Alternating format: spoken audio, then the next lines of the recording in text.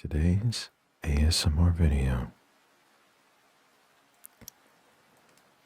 is going to be about a man.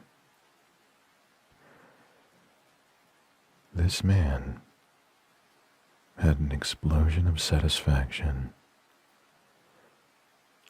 on May 1st, 2016. And that man's name would be Philip Paul Burnell, also known as DSPGaming.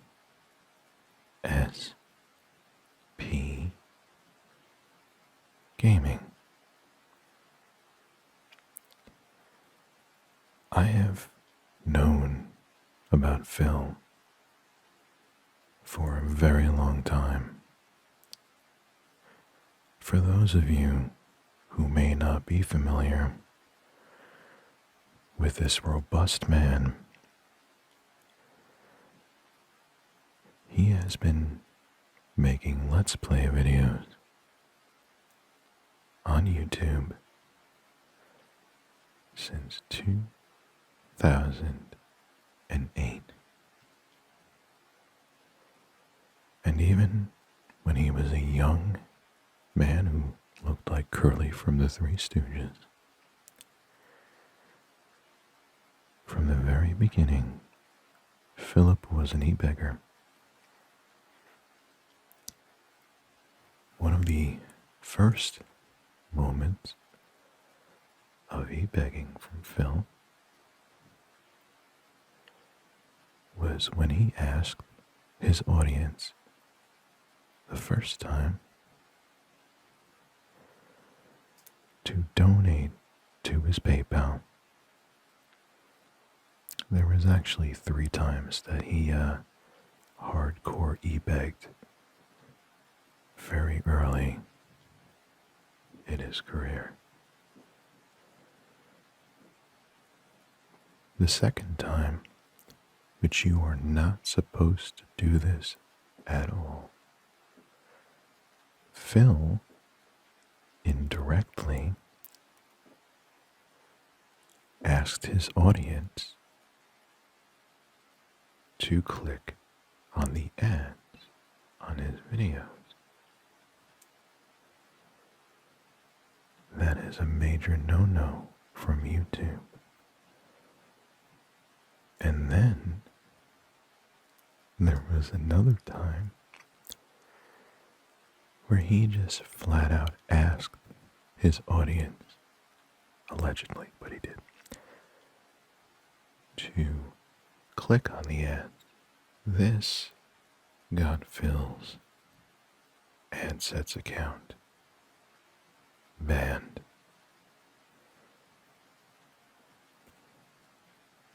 Later on with Phil, and how I first was introduced to Phil was actually when there was legislation being passed that would have been very damaging to the internet. There were 2 bills. One was SOPA, and the other one was PIPA. And it was a pretty serious thing that essentially would mean that YouTube, if these bills did pass, they would have had to have monitored every single piece of content manually that got uploaded to YouTube. Phil, before he was known to be who he is today, was one of the people that brought attention to this issue and helped a lot of people become aware, and he helped I don't want to say he helped stop it, but him talking about it made people contact their lawmakers, put pressure out there, and he was a small part of the reason that those bills did not succeed.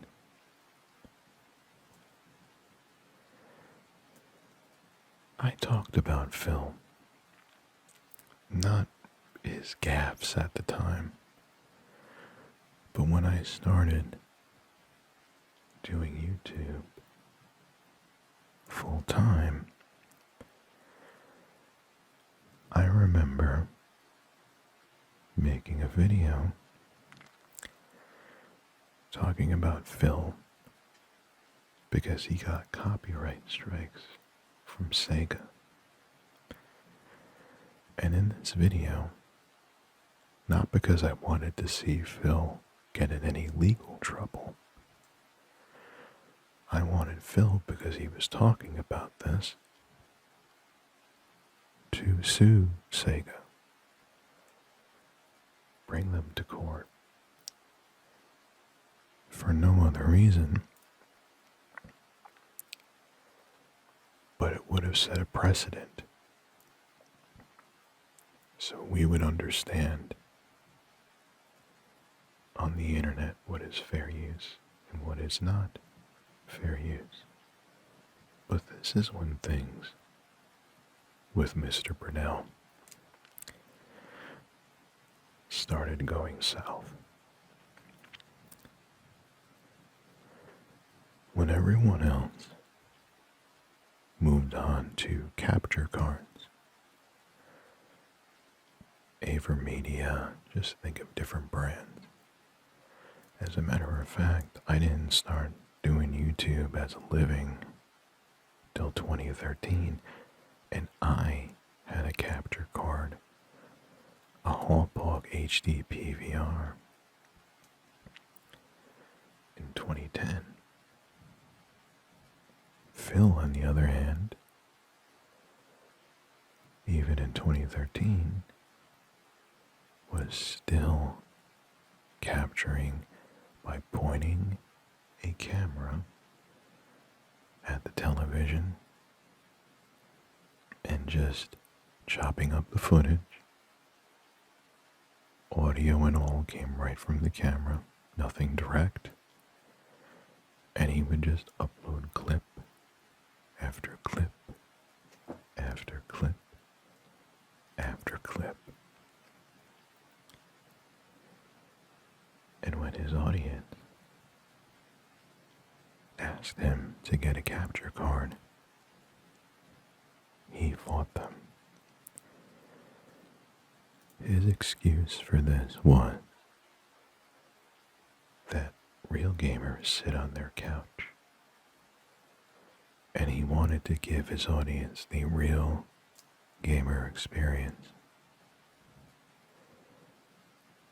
But Phil is dumb, and many people called him out, saying that you can sit at your couch and capture footage into a capture card and play just like you would with the camera recording your screen, but the audio and video would significantly improve. Phil didn't listen. He went kicking and screaming, like the robust man he is, into finally capturing his footage. And then things with Phil would get stranger. His ebegging tendencies were always there. I remember there was one time he had to delete a bunch of videos, or he thought he had to, because he used artwork that one of his fans or trolls had made. And what happened was, this person that made this artwork for the intro of his streams and his videos started to copyright strike Phil. Now there is arguments that are out there that, or rumors I should say, that Phil didn't get permission to use this artwork, and because people were in his forums posting artwork, he just assumed it was his to claim. Because of this, because of the strikes, Phil had to take down a ton of videos that had this artwork. And for years he said, because of all the views that he lost, because if you delete a video on YouTube, YouTube subtracts those views from your channel. He swore for years that was the reason that his viewership was decreasing. It wasn't the reason.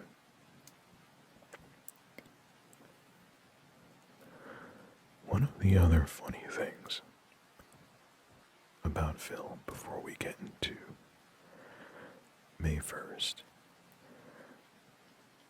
he had an obsession with Patreon. Actually, let's take a little bit of a step back. When Phil was at the peak of his popularity, or close to it, he did this weird mini-series called Project 7. It was some terribly written show with decent editing, with terrible acting, horrible acting, with Phil, his friend John Rambo, and his other friend Howie, I believe.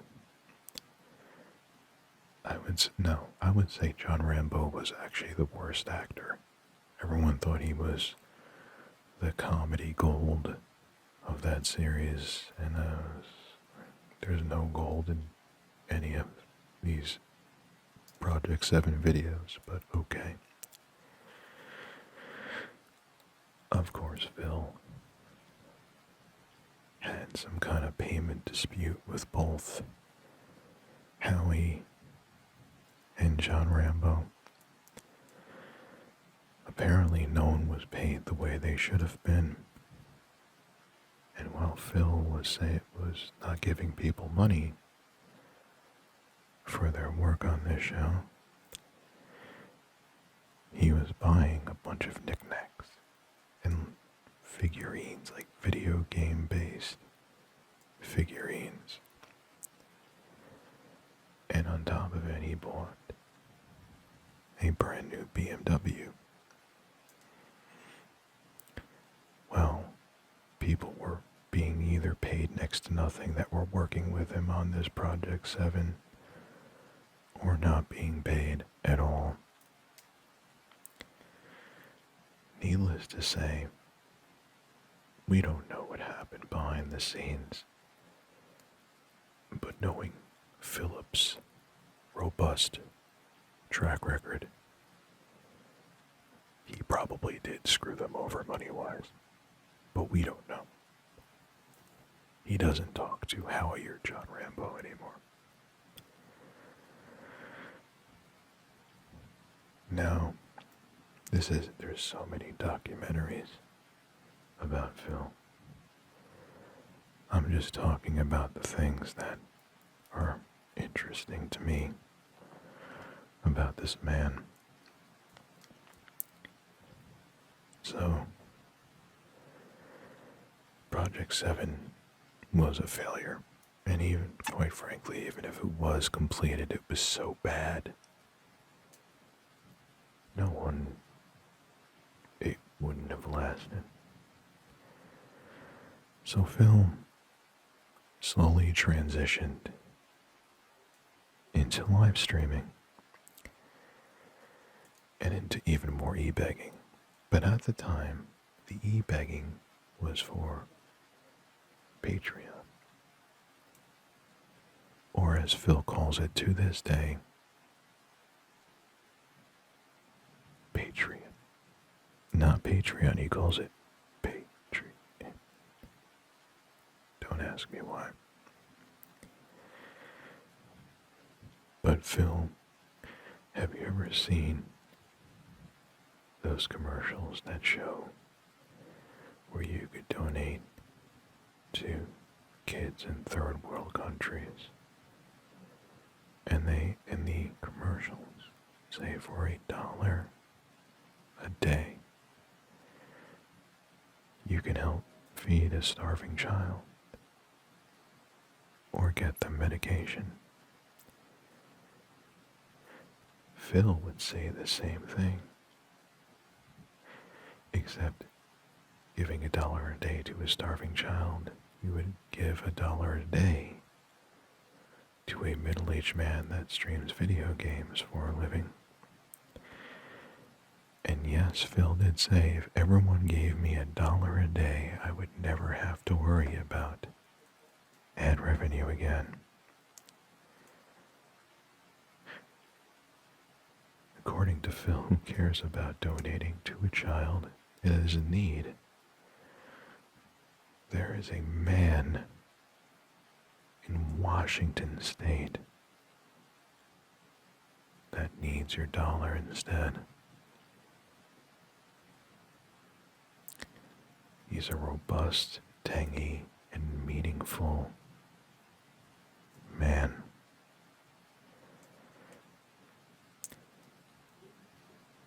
One of the things that Phil is most known for is his incident. The incident of May 1st, 2016. What happened on this day? Phil decided to have a self-love session in his office where he proceeded to help himself. If you know what I mean. The problem with that is he had his streaming software opened and he was actually live streaming to the public while he had a robust, meaningful explosion of satisfaction.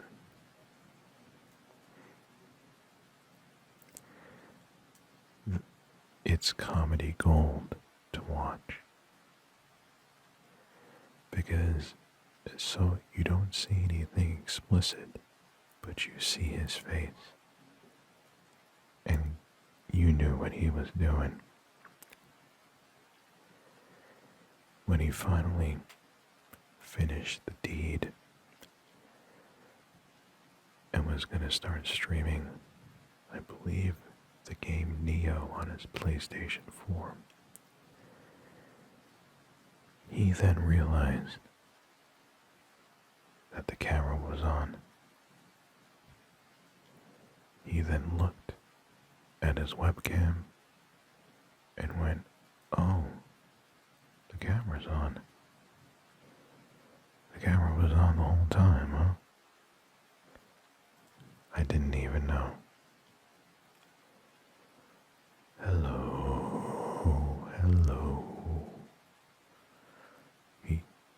actually said the hello. So he was known as the guy who, self-loved himself while he was live streaming. He embraced the meme, not at first like he pretends that he did. He initially said that he was scratching his leg, but for a while he did accept it. But now, the incident of May 1st, 2016 is like Mr. Burnell's Pearl Harbor.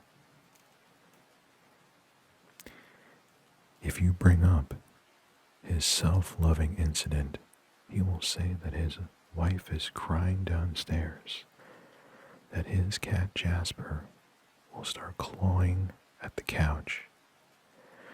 He will start running around, screaming, due to the PTSD that the incident of May 1st has caused Philip's entire family. And he takes that moment very seriously now, which in turn makes people talk about it more because his reaction to it is absolutely ridiculous and over the top. If he just continued to play it off and not care, you didn't see anything explicit, everyone would have just moved on with their day, had some laughs for a couple months, and it would have been known as a funny meme. But because he makes it like it was one of the biggest tragedies in his life, to this day, it is still talked about on a fairly consistent basis. Now the last thing we'll talk about with Phil is his passion for chicken breast sandwiches. During the COVID pandemic, Phil and his wife, I believe for her birthday, his wife, Kat, wanted to go to a nice restaurant to eat. The restaurants, due to the pandemic, were closed, so Philip and his wife went to Burger King. Burger King. Philip got a chicken burger sandwich. And man, oh man, this man, I guess, expected Gordon Ramsay to make his fast food Burger King chicken burger sandwich. He showed a picture, and in this picture, it looked like a breaded piece of chicken in between bread with a honey mustard sauce on it. It looked like every other mid-fast food burger that you would get. But this chicken sandwich to Philip enraged him. He talked about it on his live stream for about 20 minutes, showed a picture,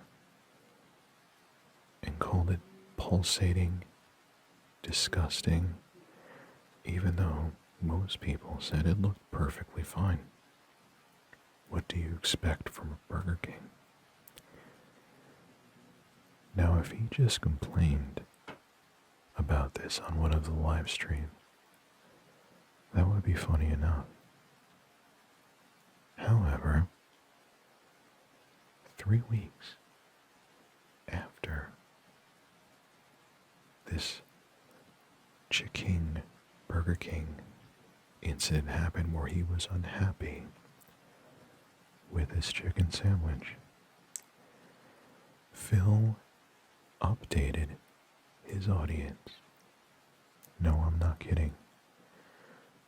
On Twitter and said, here is an update on my issue with the chicken sandwich, because he contacted Burger King looking for them to resolve his unsatisfactory situation with his chicken sandwich. He actually thought his audience would have been this concerned about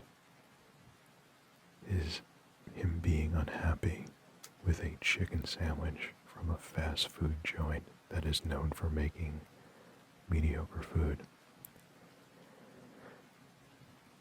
Needless to say, the entire internet, or Twitter, it was still Twitter at the time, roasted him because of the fact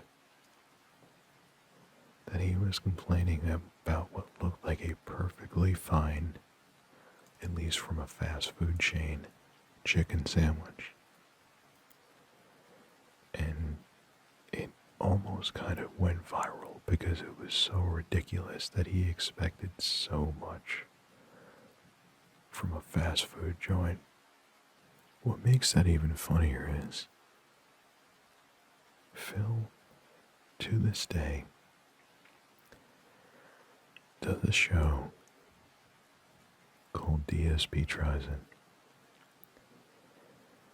and there have been many things that he has eaten and enjoyed that have looked far worse, which makes the fact that he was so obsessed with getting a resolution from Burger King about this chicken sandwich even more ridiculous, because he has eaten and enjoyed things that looked far worse. As a matter of fact, Phil got so melodramatic going back to the live stream where he complained about this chicken sandwich that he basically turned it into a Martin Luther King I Have a Dream speech, where he talked about contacting Burger King and said that if you accept mediocrity, you will never achieve the results you want to. Which, if he was talking about something much more serious, like career advice, relationship advice, that would be fine. But he was giving this heartfelt speech talking about contacting customer service over at Burger King to complain about a chicken sandwich. There's many other stories to Phil, and if you would like me to make a sequel to this, by all means, let me know in the comment section below. But if I sat here talking about every story that I know with Phil, this video would probably be 12 hours long. So, if you want me to make a part 2, leave it in the comments if you enjoyed this, and I will. And make sure that you have a robust and meaningful day. Thank you for watching.